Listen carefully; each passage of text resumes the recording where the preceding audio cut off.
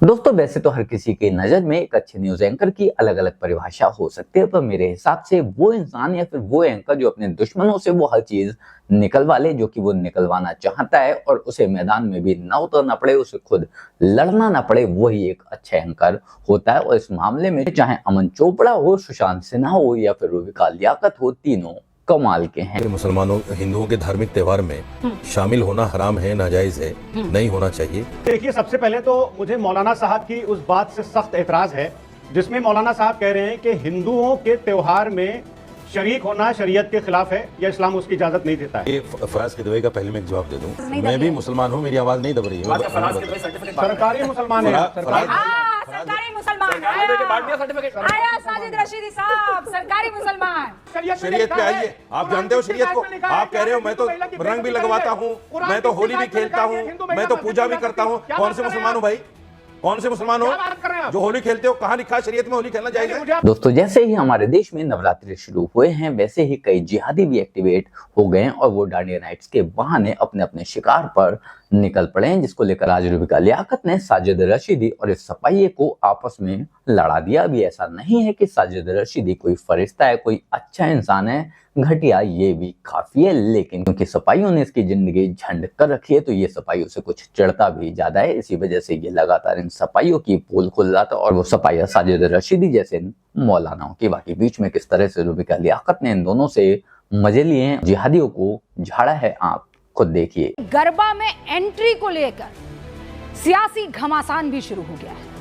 सियासी घमासान इसलिए क्योंकि राजस्थान के भीलवाड़ा में गरबा महोत्सव में एंट्री के लिए आधार कार्ड दिखाना जरूरी कर दिया गया है।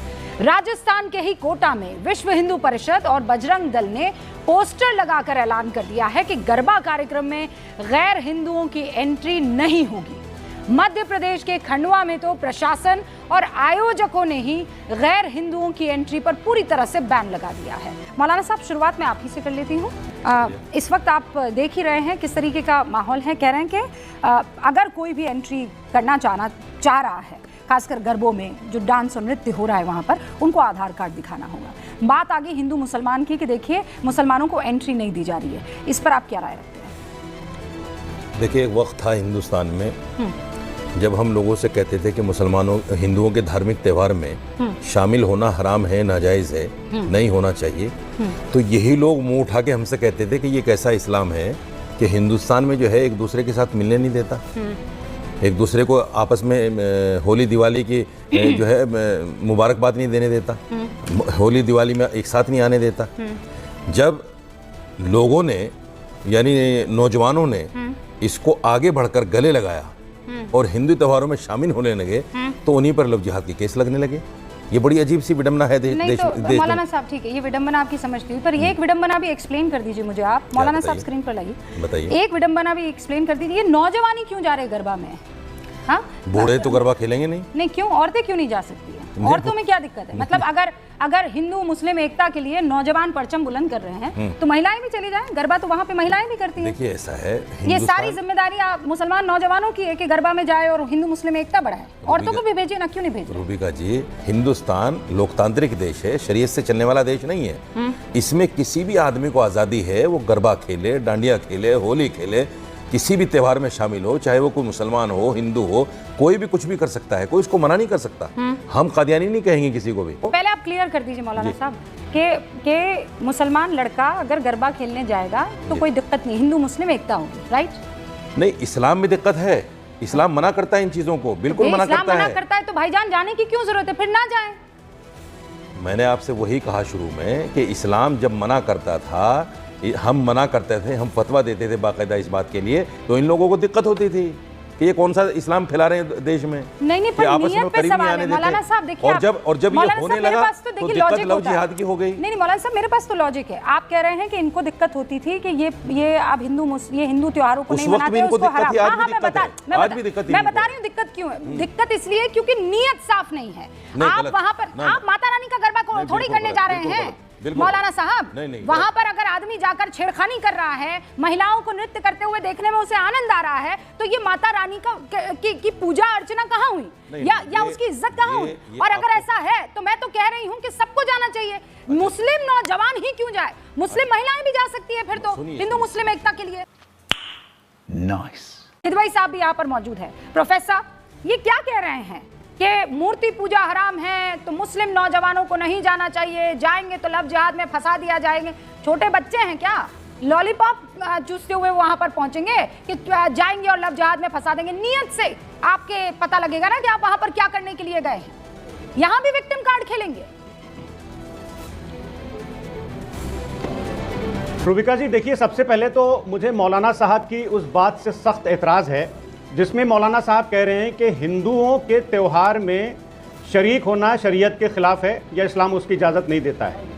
मैं तो कहता हूं कि कुरान की वो आयत मौलाना साहब बता दें और उसके बाद में हम और ये बहस कर लें। मैं बचपन से लेकर के आज तक हिंदू भाइयों की होली में भी शामिल रहा, दिवाली में भी शामिल रहा और इंशाअल्लाह ताला शामिल होता रहूंगा और लोगों को कहता रहूंगा कि आप शामिल होइए, क्योंकि ये गांधी का देश है, ये अंबेडकर का देश है, ये मोहम्मद अली जिन्ना का देश नहीं है।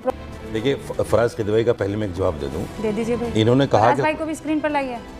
फराज भाई सुनिएगा, शायद आवाज मेरी आ रही होगी, मेरी आवाज नहीं दब रही है, मैं भी मुसलमान हूँ। पहले बोलिए उनको भी कि मैं भी मुसलमान हूँ बेटा। बोला ना? भाई मेरे, तुम्हारी आवाज नहीं दब रही है। मैं भी मुसलमान हूँ, मेरी आवाज नहीं दब रही है।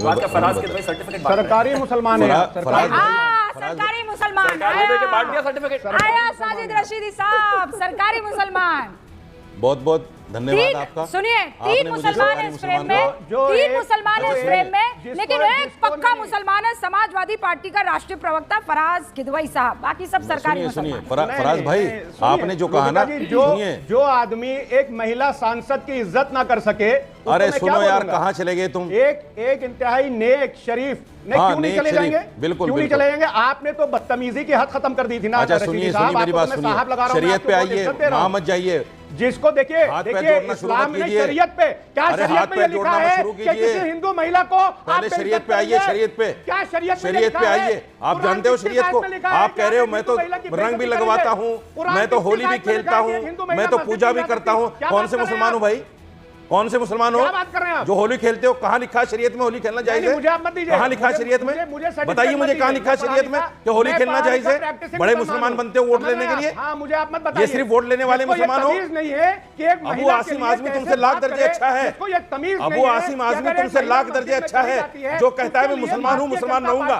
वोट के लिए मैं बदलूंगा नहीं, और वोट के लिए किसी को बदलने की जरूरत भी नहीं है। मौलाना नहीं मानता हूँ। मोदी जी अगर टोपी नहीं पहनते अच्छी बात है, वोट के लिए बदलने की जरूरत नहीं है। यही तो लॉलीपॉप मुसलमानों को दिया आपने 65 साल, इसीलिए तो मुसलमानों की जिंदगी खराब है आज। आपने तो रोजा इफ्तार करके मुसलमानों को बहका दिया, रोजा इफ्तार करके बहका दिया आपने मुसलमानों को। एक्सपोज हो चुके हैं। और क्या क्या आपने मुसलमानों के लिए? पूरी जनता, आप मुझे बताइए क्या क्या मुसलमानों के लिए आपने? अच्छा, अरे आप तो ना हिंदू ना मुसलमान। अरे पहले मुझे ये बता दीजिए, पहले मुझे ये हिंदू ना मुसलमान, आप होली खेलते हैं भाई? आप लोग, मेरे समझ में नहीं आता। नहीं सुनिए, आप सुनिए फराज भाई और मौलाना साहब, फराज भाई और मौलाना साहब, एक तो प्लीज रुकिए फराज भाई, लोगों के फराज भाई आएगा भाई साहब आपके खिलाफ। अरे भाई ऐसा है, ये फतवे और आते जिस हैं। मसलब को आप मानते हो उसी मसलब से आएगा। अरे मौलाना साहब, ये डिजिटल फतवा दीजिए इनको, आप अभी फतवा दीजिए, देना चाहिए। ये हिंदुस्तान के 30 करोड़ मुसलमान इस बात को सुन रहे हैं कि फराज खिदवई ये कह रहे हैं। मुझे पता था, आई न्यू इट कि मेरी आवाज नहीं जाएगी, क्योंकि जिस तरह से विपक्ष की आवाज बीजेपी दबा रही है, वैसे ही मीडिया भी विपक्ष की आवाज दबाती है। आई न्यू इट रूबिका जी, इसलिए मैंने बीच में ही कह दिया था कि मेरी आवाज नहीं जा रही होगी, लेकिन जनता हमारी आवाज सुन रही है रूबिका जी। You knew it and I exposed you. देखो, यहाँ पर मैं एक बार फिर से क्लियर कर दूं कि साजिद रशीदी की बातों को सुनकर इस तरह की गलतफहमी में ना रहें कि ये इंसान भला इंसान है, ये इंसान समझदार हो गया है, मैच्योर हो गया है। ऐसा कुछ भी नहीं है, क्योंकि इसकी सफाइयों से जल रही है, सफाई से लगातार स्टेज पर आकर पीट दे रहे हैं, इसलिए सफाइयों से छिड़ा हुआ मात्र इस वजह से हम लोगों के समर्थन में बातें कर रहा है। वरना ये इंसान भी उतना ही घटिया है जितना ना ये सफाइया और बाकी के जिहादी जो कि डांडिया नाइट्स के बहाने हमारी बहनों के शिकार में निकले हुए हैं, ये सभी के सभी खतरनाक हैं, ये सभी के सभी जहरीले, और इन सबसे हमें बचकर रहने की जरूरत है। बाकी रूबिका लियाकत ने जिस तरह से बीच में पड़कर इन दोनों सांपों को आपस में लड़ाया, इन दोनों को एक दूसरे से नंगा कराया, एक्सपोज कराया, एक दूसरे की पोल खुलवाई है, वो शानदार है। बाकी आप लोग इस बारे में क्या सोचते हैं, कमेंट कर जरूर बताएं। जल्द मिलते हैं किसी नए वीडियो में नए टॉपिक के साथ। तब तक गुड बाय, नमस्कार, जय हिंद।